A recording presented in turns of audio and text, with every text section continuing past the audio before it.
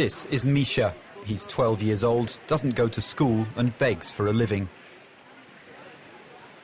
This is why Misha lives in this decrepit shack near Pazarjic in Bulgaria.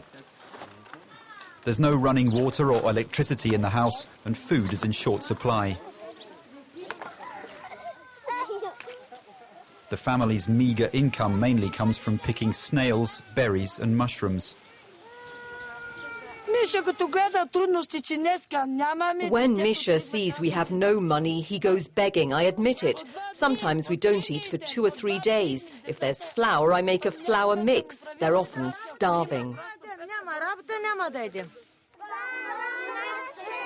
While children from Roma families are clearly the poorest of the poor, more than 1 in 4 children in Bulgaria are threatened by poverty, one of the highest rates in Europe. The European Year 2010 is dedicated to fighting poverty and social exclusion. Bulgaria is involved in the project and has developed a national action plan, but funding is hard to come by. The situation with child poverty in Bulgaria is definitely getting worse, despite Bulgaria entering the European Union. Part of this is probably, as a result of the crisis. Part of the other problem is what is the children's situation when you look at the EU. How are children really part of the political agenda? Because I'm afraid to say that if children were chicken or pigs, they would be much better, would do much better, as regulations for children. And part of our recommendations is that really child poverty and well-being should put, high on the political agenda. The economic crisis brought cuts in education and social services budgets that risk having a dramatic effect on children for years to come. The school in this almost abandoned village near Biela Slatina has just closed, leaving the children with a long bus ride to class every morning. Ask the youngsters here what the future holds in store for them, and the answer is unanimous: emigration. This teenager's parents have already fled to Spain for work, and Peter is likely to follow. We'll leave for other countries here and there to earn money for our families. We can't live like this. As you can see, there's a crisis here. Affordable childcare is vital to coax many parents back to work. Yet with incomes and state budgets both falling, it remains a luxury for many. Petya is a single mum with major health problems. She'd like to put her daughter in a creche, but can't afford to because of rising costs. So her daughter hangs out at the hairdresser's salon at the bottom of the garden.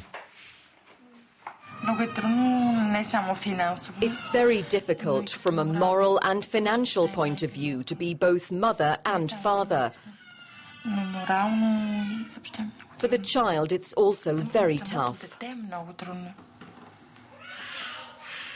It's not all doom and gloom. This EU-funded new state-of-the-art centre in Pazarjic provides a refuge for youngsters struggling to cope with extreme poverty, domestic violence and sexual abuse at home. It also acts as a shelter for young mothers at risk of abandoning their babies. 17% of the population across the EU lives in a state of poverty. The poverty line is defined as someone living with less than 60% of the median income.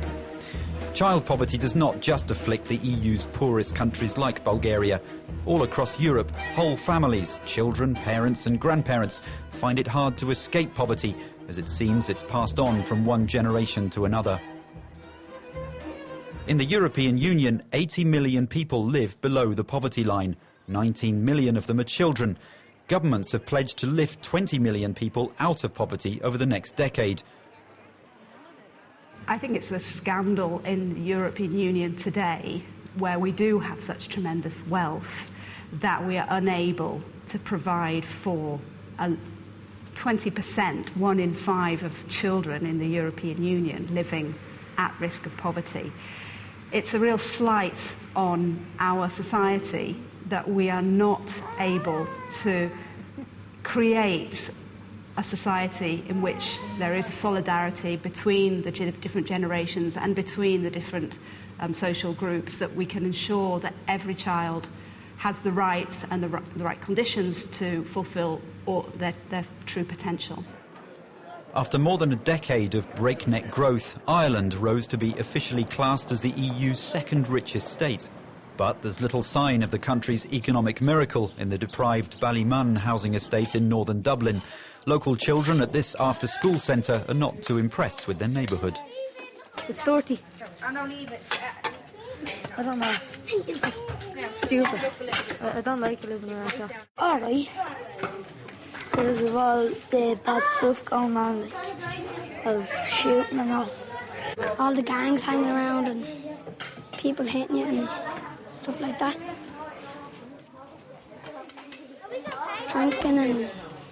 Drinking and fighting and drugs and stuff like that. The Ashleen project provides some respite for the children. Want to play? But with the crisis biting and the centre facing funding cuts of 20%, the children's parents are anxious for their future. Most of our children, or probably even the next generation, will end up emigrating because there's nothing in Ireland. It's going to be tough when the kids will grow up, especially with no jobs out there for them. You know what I mean? There's no jobs, you know what I mean? Good paying jobs. These teenagers, they're all in gangs. You know, if you're taking on one, you're taking them all. You know, so you could see there's a big increase with alcohol with the teenagers because they've nothing else to do. It's estimated that around 200,000 people live in consistent poverty in Ireland. By EU standards, the country has amongst the highest rates of child poverty. The crisis has hit hard. Unemployment has soared from 3 to 13%. The government has cut welfare payments and some health and education services. Children should not bear the brunt of this economic crisis. They should not disproportionately have to suffer. Children growing up in single-parent families are 4 times more likely to experience poverty than those in families with 2 parents. Being a single parent is very difficult. Childcare is incredibly expensive in Ireland. The lone parents, you couldn't pay. You can barely pay the bills and the rent on the social welfare we get. You just feel like you're letting your kids down, that you can't, you know, dip into your savings because you have no savings there. Solutions do exist for tackling child poverty. This EU-funded centre in Dublin acts as a social centre and creative hub for deprived youngsters and provides childcare for working parents. Europe has succeeded in putting child poverty on the political agenda, and EU funding certainly helps.